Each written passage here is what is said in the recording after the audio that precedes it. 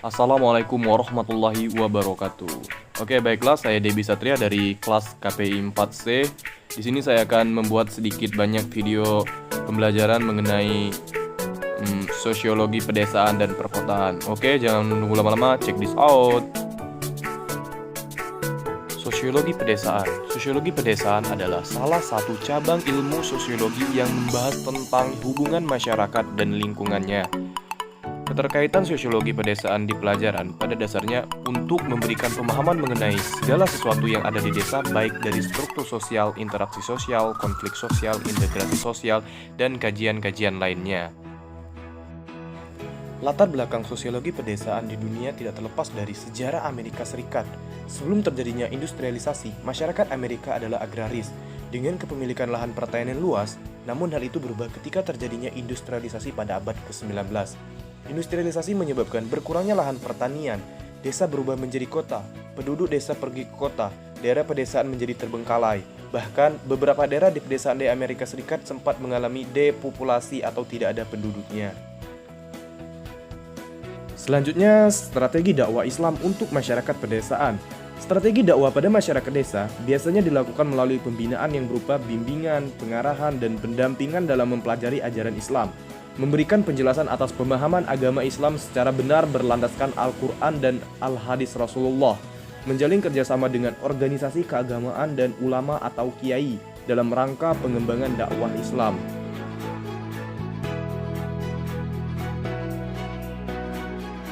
Ada beberapa metode dakwah untuk masyarakat pedesaan. Yang pertama, strategi dakwah dengan metode hikmah. Metode hikmah ialah ucapan yang jelas dan diiringi melalui pendekatan ilmiah yang dihadapkan kepada golongan pemikir atau kaum intelektual dengan mengetengahkan bukti-bukti ilmiah yang logis. Kedua, strategi dakwah dengan metode bilisan, yaitu strategi dakwah yang dilaksanakan melalui lisan yang dilakukan dengan cara seperti ceramah, khutbah, dan lain-lain. Ketiga, metode wal mujadalah bil latihiyah ahsan. Strategi dengan metode mujadalah adalah bertukar pikiran atau berdiskusi. Metode yang ketiga ini melalui pendekatan dialogis untuk menanamkan rasa saling menghargai antara dai dan mad'u. Hal ini juga untuk menguatkan keyakinan dai yang argumentatif dan bahkan dapat mengalahkan argumentasi lawan bicara yang akhirnya dapat menerima apa yang diserukan oleh dai. Metode yang ketiga lebih tepat ditujukan kepada golongan pertengahan antara cendekiawan dan orang awam. Metode yang keempat, metode bilhal, merupakan dakwah dengan perbuatan yang dimana aktivitas dakwah dilakukan melalui keteladanan atau tindakan amal nyata.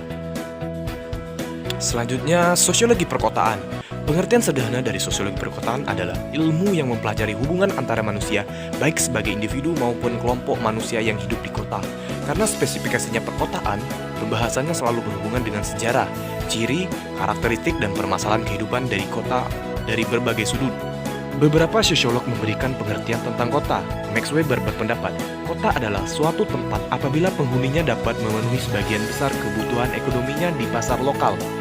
Ciri kota menurut Max Weber utamanya adalah adanya pasar sebagai benteng yang mempunyai sistem hukum dan lain-lainnya bersifat kosmopolitan.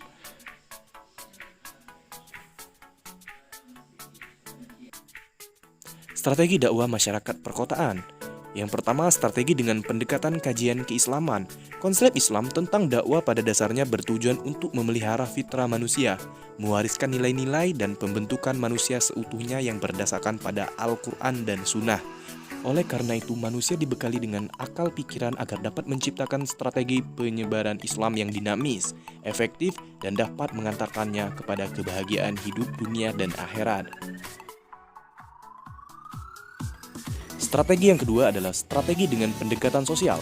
Pendekatan sosial merupakan strategi pendekatan dakwah dalam bentuk kegiatan sosial sebagai implementasi untuk menumbuhkan kepedulian masyarakat terhadap persoalan sosial masyarakat kota.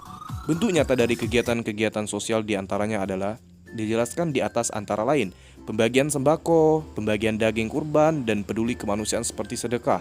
Pendekatan sosial merupakan strategi dakwah yang bisa dilakukan di masyarakat perkotaan. Cara ini di samping dibutuhkan masyarakat juga sebagai ruang aktualisasi dakwah. Kemudian implementasi dakwah di masyarakat perkotaan. Masyarakat perkotaan memiliki karakter yang berbeda dengan masyarakat di desa seperti yang pertama, masyarakat kota lebih banyak menggunakan fasilitas-fasilitas yang lebih modern. Yang kedua, masyarakat kota memiliki etos kerja yang tinggi.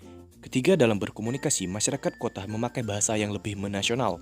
Keempat, masyarakat kota memiliki pengetahuan dan berwawasan luas. Kelima, masyarakat kota sangat heterogen terlihat dari bagaimana mereka melakukan kegiatan-kegiatan ekonomi. Sehingga, cara penyampaian dakwahnya pun harus lebih intelektual, berbeda dengan masyarakat kalangan menengah ke bawah atau masyarakat awam. Cara penyampaian dakwahnya dilakukan dengan disisipkan guyonan atau bersifat humoris, nada dan dakwah dari seorang dai sehingga mereka merasa nyaman dan tertarik akan isi dakwah tersebut. Selanjutnya, teori sosiologi. Yang pertama, teori struktural fungsional.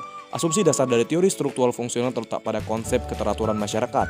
Teori ini memandang bahwa masyarakat bersifat statis atau berada dalam perubahan secara berimbang, di mana setiap elemen masyarakat memiliki peran menjaga stabilitas tersebut. Sebagaimana perspektif makro, teori ini mengulas perilaku manusia dalam konteks organisasi atau masyarakat, dan bagaimana perilaku tersebut berpengaruh terhadap kondisi keseimbangan organisasi atau masyarakatnya. Teori yang kedua adalah teori konflik. Teori konflik atau teori struktural konflik mulai diperkenalkan pada tahun 1960-an. Pertama kali teori ini muncul dalam sosiologi Amerika Serikat sebagai kebangkitan kembali dari berbagai gagasan yang diungkapkan sebelumnya oleh Karl Marx dan Max Weber. Jadi, ide dasar dari teori konflik ini diambil dari pemikiran kedua pemikir ini. Max dan Weber secara tegas menolak gagasan yang menyatakan bahwa masyarakat cenderung mengarah pada konsensus dasar atau harmoni, di mana struktur masyarakat yang berlangsung bekerja untuk kebaikan setiap orang, padahal konflik dan pertentangan kepentingan masing-masing individu dan kelompok menurut Marx dan Weber adalah saling bertentangan dan merupakan determin utama dalam pengorganisasian kehidupan sosial. Teori yang ketiga adalah teori interaksi simbolik. Teori interaksi simbolik perlu dipahami untuk mencapai pemahaman interpretatif terhadap fenomena sosial yang ada. Gagasan utama perspektif ini mengacu pada kenyataan sosial yang muncul melalui proses interaksi dan berkaitan erat dengan kemampuan manusia untuk menciptakan serta memanipulasi simbol-simbol. Baiklah, itu saja yang dapat saya sampaikan pada kesempatan kali ini. Semoga di video kali ini kita sama-sama memahami tentang sosiologi pedesaan dan perkotaan. Saya Debi Satria, wassalamualaikum warahmatullahi wabarakatuh. Video pembelajaran ini saya tujukan kepada Bapak Muhammad Iqbal MSI, selaku dosen pengampu mata kuliah Sosiologi Pedesaan dan Perkotaan.